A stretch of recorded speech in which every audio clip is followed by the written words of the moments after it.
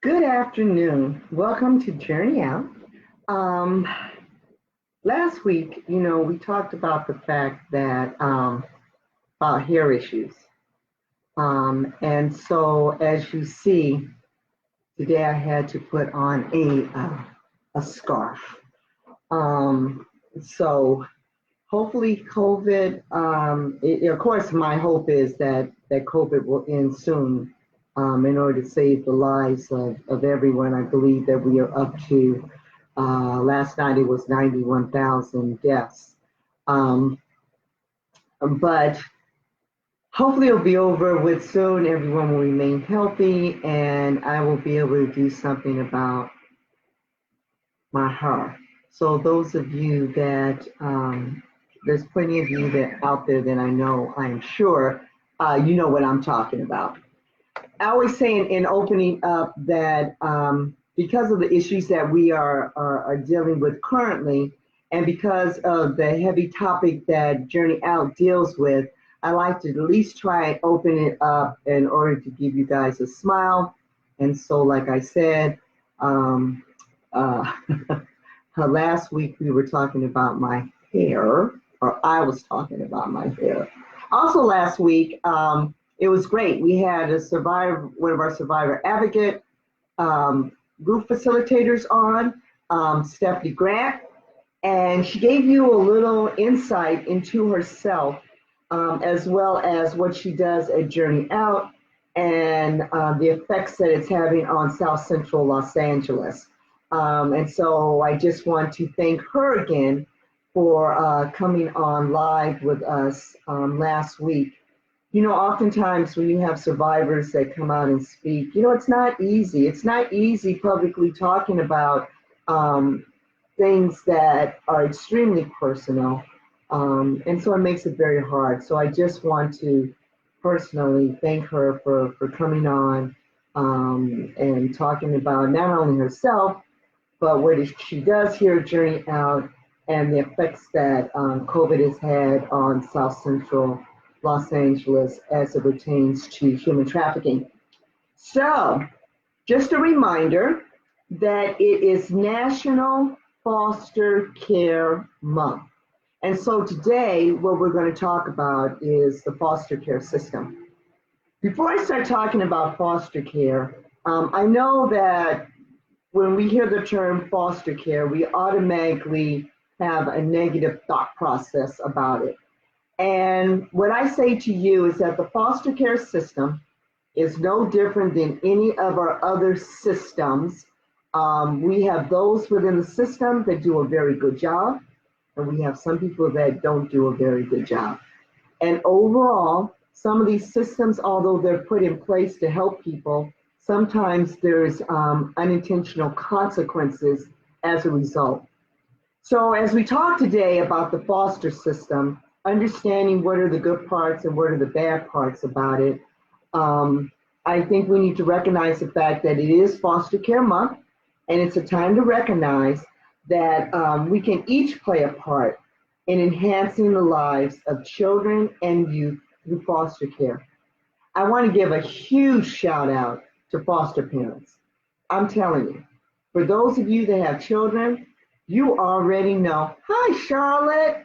So my sorority sister, Charlotte Moore, just popped on, and it's actually Dr. Charlotte Moore. So I just want to give a shout out to you, Charlotte. Congratulations. She just received her doctorate. So I'm sorry, I had to stop right there. Anyway, Charlotte, you messed me up. What was I saying about the foster care system? So I want to give I know what I was saying. So I want to give a shout out to the foster parents, because those of you that have children of your own, that in itself could be a challenge. Now imagine receiving a child who has dealt with a lot of trauma and have them enter into your household for you to take care of. Because sometimes, because of that result of trauma, they may not always be happy to see you. Or just by the mere fact, especially if it's a teenager, they're already going through teenage stuff anyway. And then add on the trauma. So I just really want to give a shout out to the foster parents because we really need you, as well as organizations like Right Way Foundation with Franco Vega, who he was a foster care youth, and he has dedicated his life and created an organization in order to help those that are transitioning out of foster care. So I'm going to tell you a story as it pertains to foster care that just kind of broke my heart. I had a student who was transitioning out of the foster care system, and he had numerous family members that were coming out of the foster care system as well. And he was doing very well in my class. He was there every day. He was really trying extremely hard. And he talked about the fact that he was now in transitional living. And in transitional living, sometimes let's say you're in a two-bedroom apartment, and you may have or a four-bedroom apartment. You have your own bedroom. Well, the person next to you has their own bedroom as well. And and he was a young adult. There's no one who really controls what's going on in the house itself. And so he said, I'm trying to do the right thing, but the guy who is in this house with me is not doing the right thing. And we get into several arguments about that.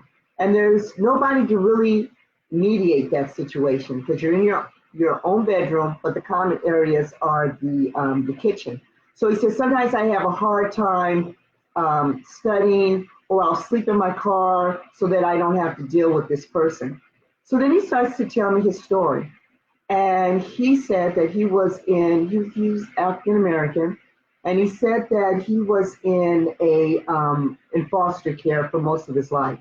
And so they sent him to a foster home that was, I want to say it was in East LA, but there was not a large amount of African Americans in that neighborhood, but there was a lot of gang members. So he and his brother were constantly getting harassed. As a result of that, he told his foster parents, hey, is there any way that we can maybe get a ride to school or something? Because every day that we walk to school, we're getting harassed by gang members. Well, one day his brother got shot. And thank God his brother lived, but he was wounded very badly. So they were able to make it home. And as a result of that, this kid, because he has a caretaker archetype, he felt he needed to protect his brother from now on. So he got a gun on the street. And he ends up, thank God he doesn't shoot anyone, but he does get arrested for gun possession. So here you have a kid that's trying to do the right thing, who unfortunately gets caught up trying to protect himself because he felt that the adults around him were not protecting him. But the good part about this particular kid is that he is extremely focused, and I just know he's going to do well. But when you hear his story, you have to give him credit for his resilience, because his story is one that talks about no support from his biological family or from his foster parents that he had. So for those foster parents that are doing the right thing, that are sacrificing their own families in order to do that, I really want to give a shout out to them. So statistically, one might say, okay, so what does the foster care system have to do with human trafficking? It has to do a lot with human trafficking because several of our clients were in the foster care system. The system has improved itself, but like every system, there's always room for improvement. There's room for improvement. And I know I'm gonna get stars and parts on this one, but there's a need for improvement in our justice system. There is room for improvement in our educational system. There is room for improvement in all of our systems because people do fall through the cracks. And there is unintentional consequences for people that are in the different systems. But however, having said that, I do firmly believe that we do need those systems because there are some people that end up doing well as a result of that. But several of our clients were part of the foster system. It used to be when you transitioned out, they gave you X amount of dollars, which were not a lot, and you're gone. You're 18 years old, you're out the door, you're no longer in that care. And it really caused a lot of heartache for a lot of kids that were not prepared. They just were not prepared. They were just told, okay, see you later, you're on your own, good luck to you. And they left.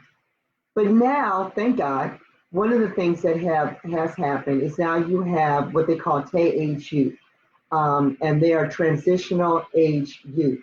And so as a result of that, now you're not just kicked out the front door. There's still assistance and programs available for them up to the age of 24. And so we actually do get a lot of TAH youth that were in the foster system, but there's programs out there to be able to assist them. So let me hit you with some statistics just to give you kind of an idea. Anywhere from 50 to 90% of child trafficking victims have been involved in the foster care system at some point. Research from the National Center for Missing and Exploited Children indicate that 60% of runaways who become subject to human trafficking had run away from the custody of the state welfare systems. That's huge. These are huge percentages. And when you look at the racial breakdown on kids that are in foster care, you're going to see children of color. 26,000 foster kids age out of the system each year. And so that is why there is a need for programs that are out there, such as Right Way Foundation, to be able to help kids maneuver. Because those of us that come from stable homes, when you turned 18, I mean, maybe some of you, your parents didn't kick you out and say, hey, good luck, see you later. For the most part, if you're lucky enough, they're going to help guide you through things like going to college, finding a job. The support is there. Can you just imagine at 18 years old, someone saying, you're out of here and good luck? As minors age out of the child welfare system, their risk of homelessness increases, which is one of the largest risk factors of trafficking. So think about this for just one moment. If their homelessness increases, right, who is there to help them? Well, sometimes you have that pimp / trafficker, whatever you want to call them. That's the adult that might be out there saying, hey, I too was in the foster system, or do you need a place to stay? And that's where that coercion piece comes in. And so as we know, the risk factors for human trafficking are runaways as well as homeless youth. Given their age and lack of job experience, many youth aging out of the foster care system resort to engaging in survival sex for food or shelter. If you have a child that is out there just merely trying to survive, and this is both male and female, what a perfect opportunity for someone to exploit them and say, hey, you know what, you're doing this anyway. Why don't I give you the room and board? You go out there and make money on these prostitution tracks and bring that to me. And for them, it's room and board, it's a place to stay. It's not something that they want to do, but there are not too many choices. More than 1 in 5 foster youth ends up homeless after age 18, while 1 in 4 becomes involved in the justice system within 2 years of leaving foster care. 1 in 5. So now they start to enter our justice system, and you know what that's like. And so, you know, I think I encourage you guys to really look this up as it pertains to foster youth. Look and see what organizations that are out there that will need the help. And like I said before, several, we deal with the adult victims of human trafficking. Several of them are either K-age youth or at some point they were in the foster system and they have aged out past the age of 24. And so once that happens, then there's no more support. 58% of foster youth will graduate. So listen to this one in terms of graduation. 58% of foster youth will graduate high school by age 19, compared to 87% of all 19-year-olds.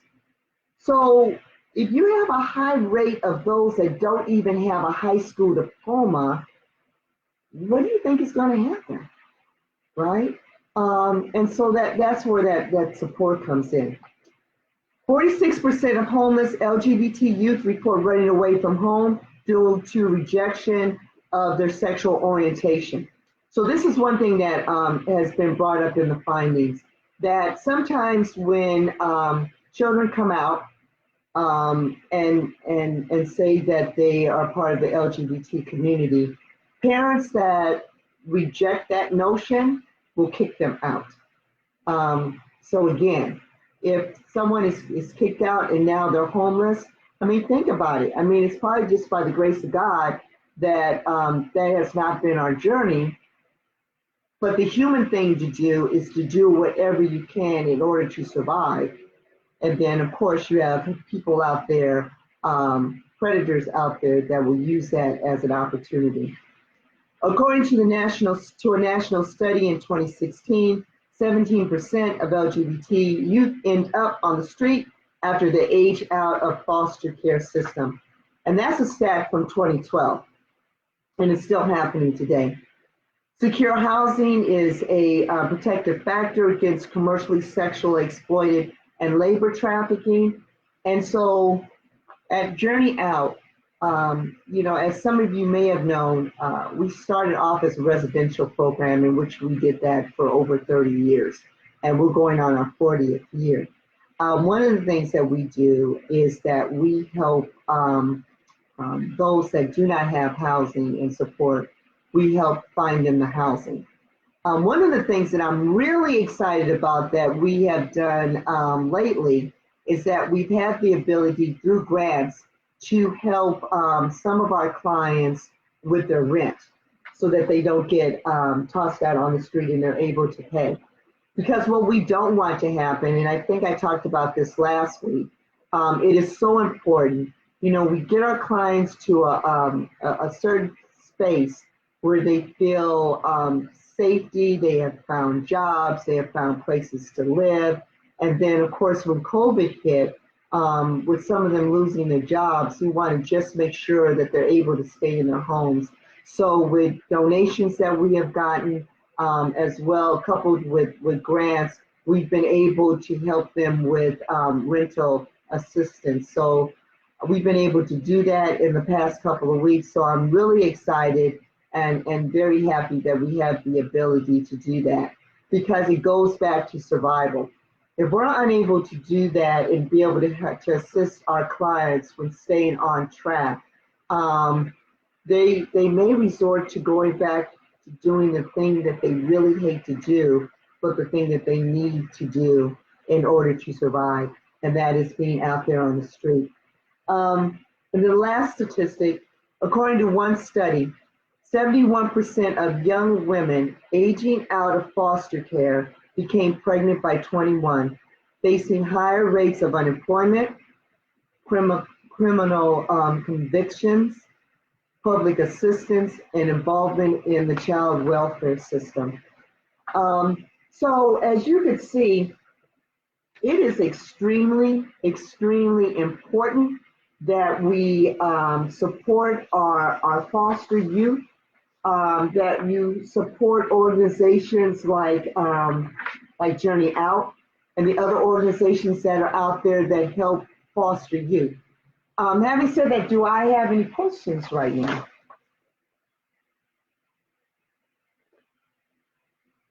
Someone had asked before we got started, how do traffickers target foster youth? And interesting enough, I just got off the phone with one of my vice officers, ex-vice officers, who works down in the Skid Row area, and he was telling me how predators will. Hey, and I knew this, but of course, when you hear it again, it just confirms the things that you already know about people, these predators hanging around the Greyhound bus station, waiting for these runaway kids to get off the bus.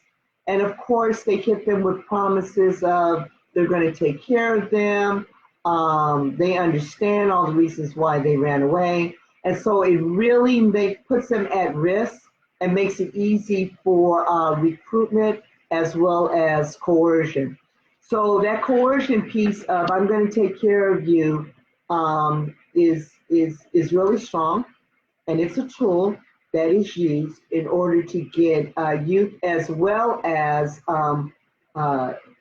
young adults into human trafficking. So that's one way traffickers will, of course, find foster youth or youth that has run away from the system. Another way, of course, as we know, and I've been talking about this for the last 3 weeks, about how social media is a vehicle that will that's a vehicle that predators use in order to find youth. So not only foster youth, but just youth in general. Someone also asked, well, what are the warning signs as it pertains to foster parents when it comes to trafficking? Thank God there is a movement within the state of California in which they are going to actually teach foster parents about what are some of the signs to look for as it pertains to human trafficking of not only foster youth, but youth period, and what are some of the things to look for. So I would say not only to the foster parents, but again to anyone who has a child, especially a teenager, you want to look for, I would say, a change of behavior. So funny enough, when you look at some of the warning signs in terms of, maybe you at one time were extremely close and now your teen is not really talking to you anymore, or now there's a change in clothes, or there is a change in the friends that they're hanging out with. I had to kind of chuckle to myself because I'm thinking, okay, those are great for warning signs, but does that apply to a lot of teenagers? I know it was a long time ago when I was a teenager in 1902, but for some of you, you were teenagers a little sooner than that because you're a lot younger than me. But we remember being, God knows, if my mother was here today, she could tell you some stories about what it was like dealing with Stephanie Powell as a teenager. I'm telling you, I was hell on wheels. Imagine being opinionated, me.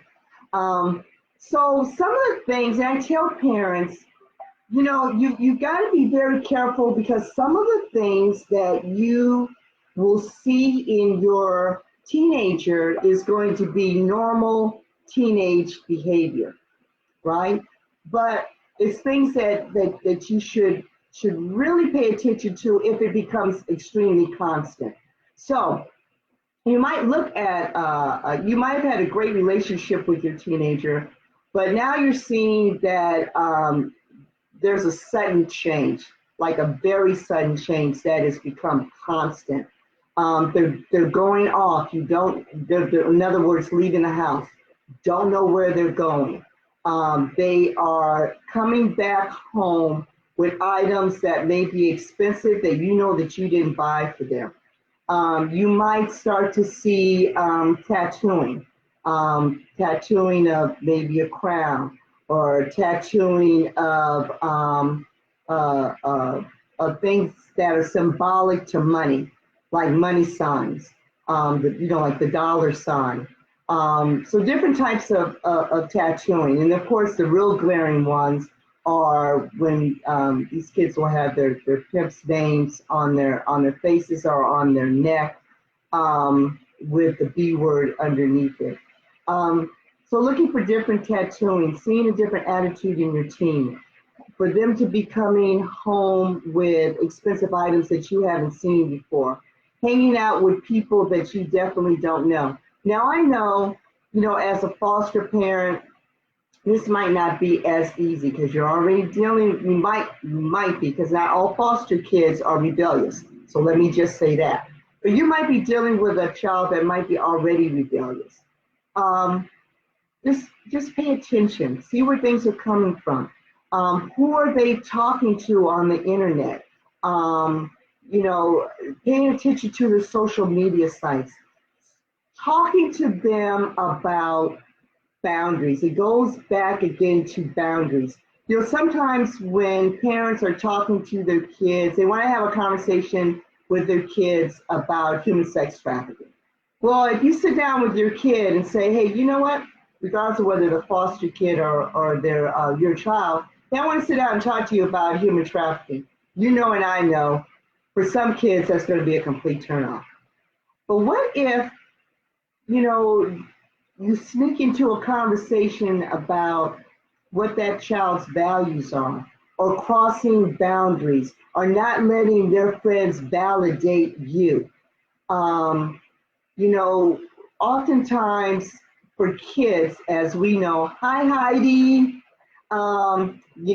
Heidi knows, she works with these kids all day long. On a side note, Heidi, I just want to let you know I was on Figueroa last Friday, and the girls out there mentioned the fact that you have been out there. So, you're doing a huge job. Heidi was with Covenant House, and she goes out there, I believe she's going out there on Friday afternoon, out on the track and giving out information on Covenant House that deals with youth.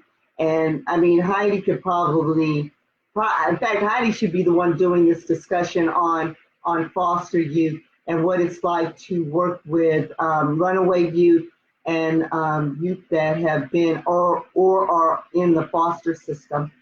But as I was saying, as it pertains to parents, maybe just having that conversation. You know how parents do. We're kind of sneaky like that. Like we say, hey, you want to take a ride to the beach, and then next thing you know, you're having the lecture conversation without it looking like the lecture conversation. You know how parents do. And so I think when we make that conversation about boundaries, setting boundaries, often peer pressure, having friends is extremely important to youth, right? And sometimes we've all had those friends that we started following that we're not going in the right direction, but we may make decisions just to keep that person as a friend. See, when kids understand that you don't have to do that for your own validation, that stops them at being at risk of trafficking. So you see, you have that conversation about trafficking without having the conversation about trafficking.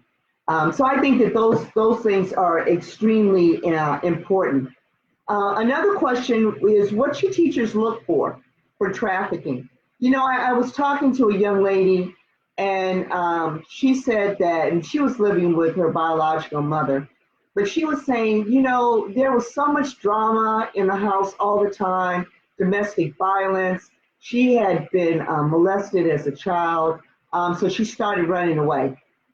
And so, of course, as a result of her running away, she meets a trafficker and ends up getting trafficked. But here was the interesting thing that she said.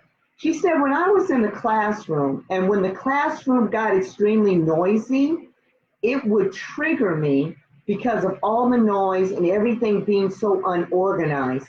She said, so therefore I would either walk out of the classroom, or I would act up so I could get thrown out of the classroom. So that was her way of dealing with her being triggered through her own trauma. And so often teachers will say, what's wrong with you, as opposed to what happened to you. Because those that have been victimized, those that are dealing with complex trauma, will act out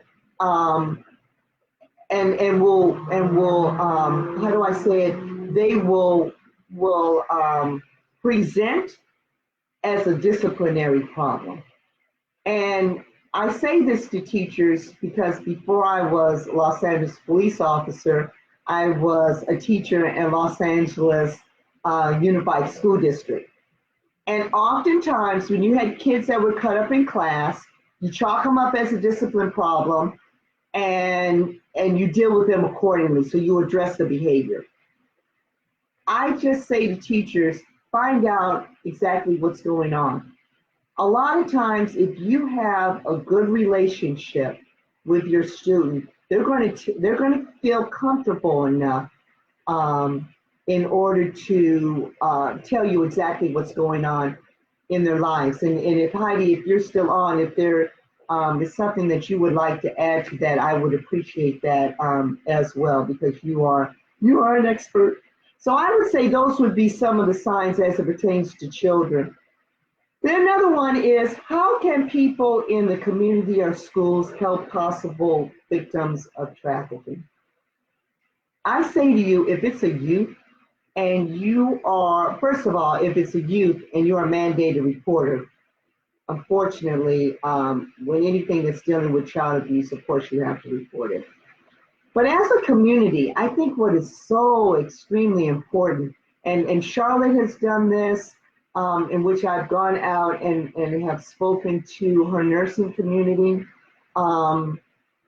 We got to get out there in the community, and regardless of whether you use Journey Out as that vehicle or other nonprofits that are out there, awareness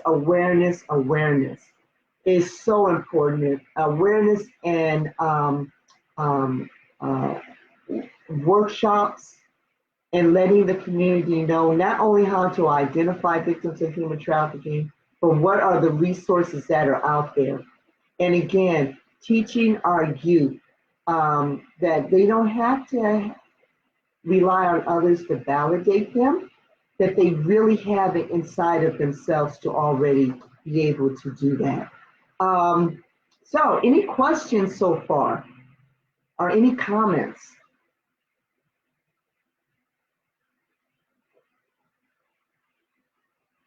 Okay, so with that, I just want to remind you guys that our last Facebook Live in our May series is going to be next Wednesday at 4 o'clock. If there's anything that you think that we should talk about in our with our last series, please let me know. Please tell your friends.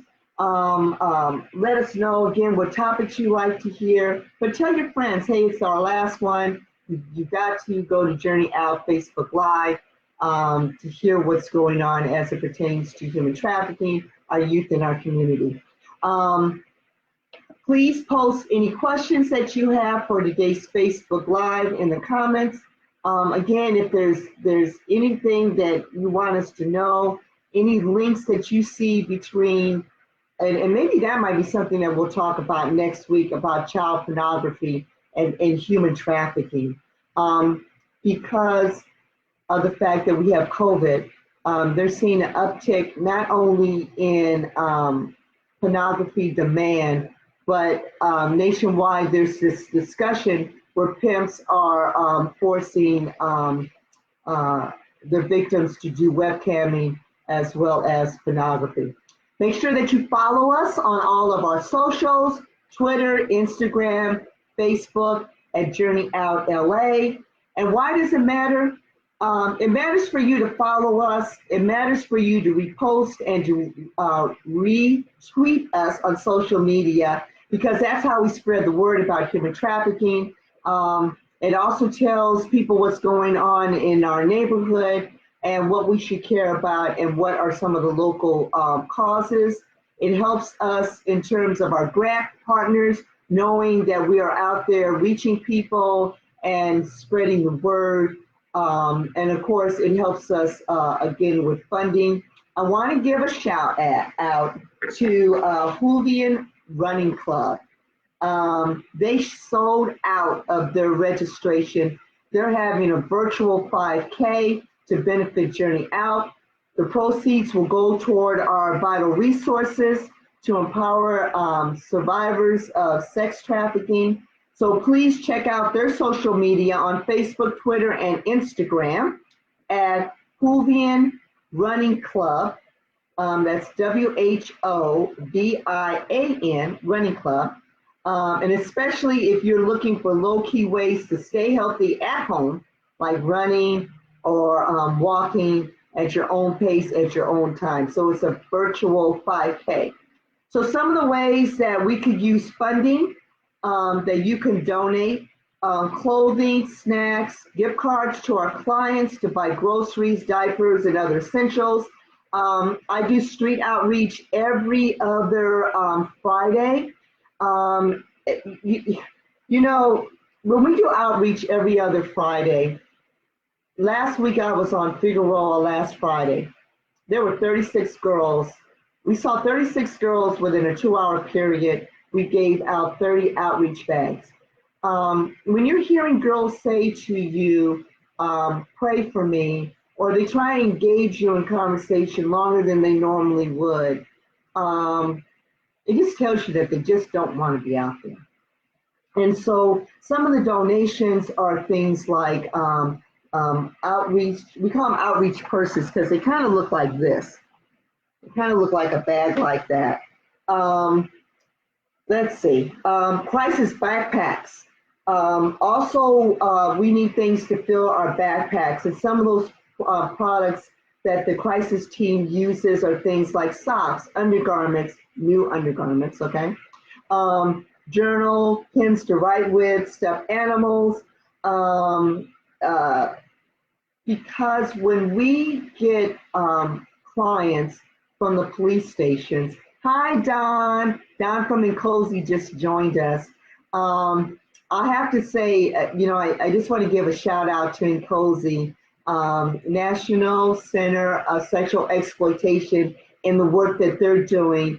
I just had a conversation about pornography and the link between human trafficking and pornography. And I'm telling you, they are doing a great job when it comes to what they're doing in terms of the legal realm in ending in ending sexual exploitation and human trafficking, especially as it pertains to the to pornography. So thank you, Don. They're doing great work out of Washington, D.C. So when a lot of times when we get these victims from the police station, all they have is what is on their back. So these comfort bags really come into handy. And the last question for you guys are you signed up for our newsletter? So please email mary.david@journeyout.org. That's mary.david@journeyout.org, or click on the link to contact us on our website, www.journeyout.org, and let us know what you think, what we're missing. It gives you updates on the events. I believe, and I asked Mary to do this, we did put a link to Nkosi and some of the things that they're doing based on their newsletter in their organization. And if you recall last week, when we were talking about pornography and some of the things that they're seeing nationwide, I actually was using information, and I said that, and I hopefully drove some of you to their website.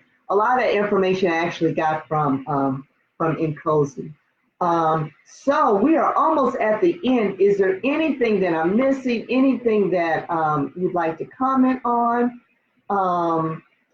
I always tease Mary because she makes me do this Facebook Live, and I can tell you it's really weird talking to a computer and talking to people that really cannot verbally talk back to me. So Mary, I'm telling you, I'm kind of glad that next week will be our last week doing Facebook Live. But we're also talking about possibly going into more of a podcast format, because I think it's just really important to keep everyone engaged in terms of human trafficking? What are some of the trends that are out there? What are some of the trends that we're seeing in Los Angeles? And like I said before, going out on the prostitution tracks in South Central LA, unfortunately, nothing has changed. The customers are still out there. The young girls are still out there. And just by the mere fact that they are out there, and so many of us have the luxury of staying at home. So, if there is nothing else, I want to thank all of you for tuning in. Again, it is National Foster Care Month, and again, I just want to thank the foster parents that are out there. You guys got a hard job, but we need you. And we all need to get involved in what's going on in the foster system, because unfortunately, foster youth have a high risk of entering into human trafficking, and not to mention the pitfalls of pornography as well. I want everyone to stay well. Next week, I don't know what my hair is going to look like. Charlotte, you're going to have to give me some hair tips because I can't do anything with my hair because in Los Angeles, they are not open yet. So I just want to thank you guys so very much. This is going to be recorded. So if you missed us, you could come back and take a look. Again, any ideas that you guys have for next week, I appreciate it. So stay at home, stay well, have a good Memorial weekend, and we will see you next week. Thank you guys so very much.